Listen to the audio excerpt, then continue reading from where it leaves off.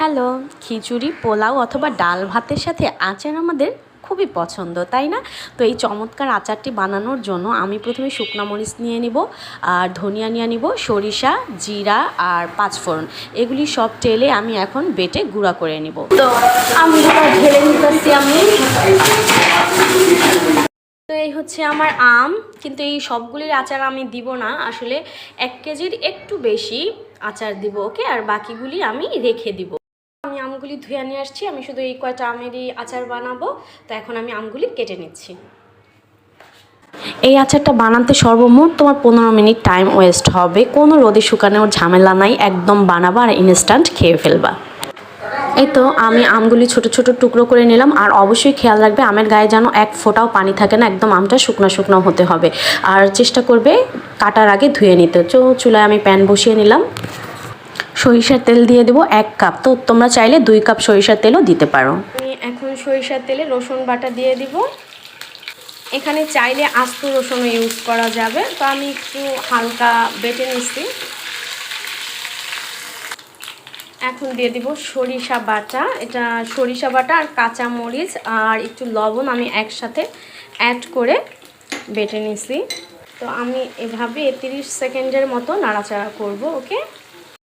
এখন শুকনো আমগুলি আমি এই মশলার মধ্যে দিয়ে ভালো করে কষিয়ে নিব। তো আমি ভালো করে একটু কষিয়ে, বেশি নাড়াচাড়ার দরকার নেই, তাহলে আমগুলি ভেঙে যাবে। আমগুলি খুব একটা টক ছিল না। তো আমি এখন এটার মধ্যে লবণ দিয়ে দেবো উঁচু উঁচু 2 চামচ। তো এটা টেস্ট অনুযায়ী আবার একটু টেস্ট করে অ্যাট লাস্ট দেওয়া যাবে, ওকে? তো এই আচারটা কিন্তু গুড় দিয়ে করা যায়, আর যদি গুড় না থাকে বাট গুড়ের কালার আনতে চাও তোমরা, তাহলে কিন্তু পুডিং বানানোর সময় যে আমরা চিনি দিয়ে ক্যারামেল করি, ওইভাবে ক্যারামেল করে কিন্তু আচারটা বানাতে পারবে, তাহলে কালারটা লাইক গুড়ের মতোই আসবে। তো আমি অল্প একটু ক্যারামেল করে রাখছি, আর এখন দিয়ে দেবো আমি 2 কাপ পরিমাণ, 1.5 কাপ চিনি। তো চিনিটাও আসলে তুমি কতটুকু মিষ্টি খেতে চাও, ঝালটা বেশি রাখতে চাও নাকি টকটা বেশি রাখতে চাও, তার উপর ডিপেন্ডস করছে। তো আমি 1.5 কাপ চিনি দিয়ে দেবো। আমি একটু মিষ্টি বেশি খাবো, কারণ ঝালটা একটু কম দেবো আমি, ওকে? তো এখন চিনি দিয়ে নাড়াচাড়া করব। তো ফ্রেন্ডস, আমরা যদি এই আচারটা ফ্রিজে রাখি তাহলে 1 বছরের মতো ভালো থাকবে, ওকে? আর যদি রুম টেম্পারেচারে রাখি, নর্মালি ফ্রিজ ছাড়া, তাহলে 6 মাসের মতো ভালো থাকবে। তবে 2-3 বার রোদ দিলে এর চেয়েও বেশি দিন রাখা যাবে, ওকে? তো ফ্রেন্ডস, এখানে 1 কেজির মতো আম আছে, আর এইটার জন্য আমি একটু ক্যারামেল করে রাখছি, সেটা এখন দিয়ে দিছি। বাট ভিডিওটা করছি, বাট কেন যে আসে না, আই এম টোটালি সরি। এর জন্য এখন আধা চামচ হলুদের গুঁড়া আর 2 চামচ শুকনা মরিচের গুঁড়া দিয়ে দিলাম। দেখো কত সুন্দর একটা কালার আসছে ক্যারামেলটা দেওয়ার ফলে। তো সমস্যা নেই, ক্যারামেল না থাকলে বানাতে না পারলে তোমরা একটু গুড় দিয়ে দিও। এখন আমি একটা মশলা করে রাখছিলাম, ওই যে শুরুতে আধা ভাঙা করছি, পুরোটা ভাঙি নাই, ঠিক আছে? একদম মিহি করে গুঁড়া করে নেই, আধা ভাঙা করা। এখন এইটা দিয়ে দিব।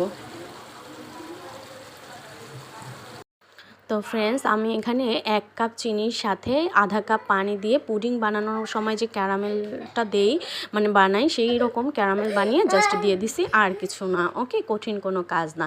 তো দেখো ক্যারামেল অ্যান্ড মশলাটা দেওয়ার পর কি সুন্দর একটা কালার আসছে, আর এটার ফ্লেভারটাও কিন্তু চমৎকার আসছে, কারণ অনেকগুলি মশলা আমি দিছি, আর এই মশলার স্মেলটা আমার কিন্তু দারুণ লাগে, ওকে? এখন সিরকা দিয়ে দিব।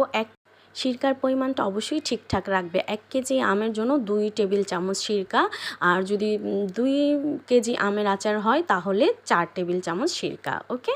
তো আমি এখানে 1 কেজি আমের মতো নিছি, এজন্য আমি 2 টেবিল চামচ সিরকা ইউজ করব।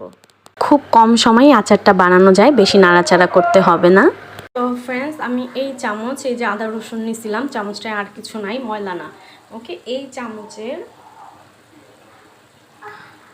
1 চামচ, এরপর আর 1 চামচ সিরকা দিয়ে দিলাম, ওকে? ডান, আর দরকার নেই আমার, এতটুকুই এনাফ। 10 মিনিটের মতো লাগবে আমার আচারটা বানাতে, ওকে? তো দেখো কত ফ্যান্টাস্টিক একটা কালার অ্যান্ড জুসি লুকস, আর ইয়ামি খেতে হয়েছে। আমি একটু টেস্ট করে দেখেই বোঝা যাচ্ছে, আমার জিভে অলরেডি পানি আসছে।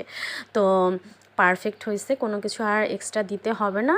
আর সত্যি বলছি, এটা খেতে কিন্তু খুবই ইয়ামি হয়, রোদে শুকানোর ঝামেলা নাই, জলদি তোমরা চাইলেই আম কেটে বানিয়ে নিবে। তোমরা যখন আমার এই রেসিপিটা ফলো করে করবে, তখন নিজেরাই বুঝবে আচারটা কত টেস্টি, কত টেস্ট হয়, ওকে? তো নামিয়ে নেওয়ার আগে আমি যে মশলাটা বানিয়ে রাখছিলাম সেটার অর্ধেকটা রেখে দিছি, বাকি অর্ধেকটা এখন দিয়ে দিব। ডান, এখন আমি চুলাটা অফ করে দিচ্ছি। তো আমি এখন একটু আচারটা তুলে দেখাচ্ছি। তো এই আচারটা কিন্তু একদম সিম্পল কিছু ইনগ্রিডিয়েন্টস দিয়ে করেছি। তো আই হোপ তোমাদের সবার ভালো লাগবে এবং খুব একটা টাইম ওয়েস্ট হবে না, আর এটা খেতে কিন্তু অসাধারণ হয়। আই সোয়ার একবার হলেও রেসিপিটি ফলো করে তোমরা আচারটা বানিয়েই দেখো কতটা মজা হয়। আর ভালো লাগলে প্লিজ প্লিজ প্লিজ আমার চ্যানেলটি একটু সাবস্ক্রাইব করে পাশে থেকো অলওয়েজ। টাটা।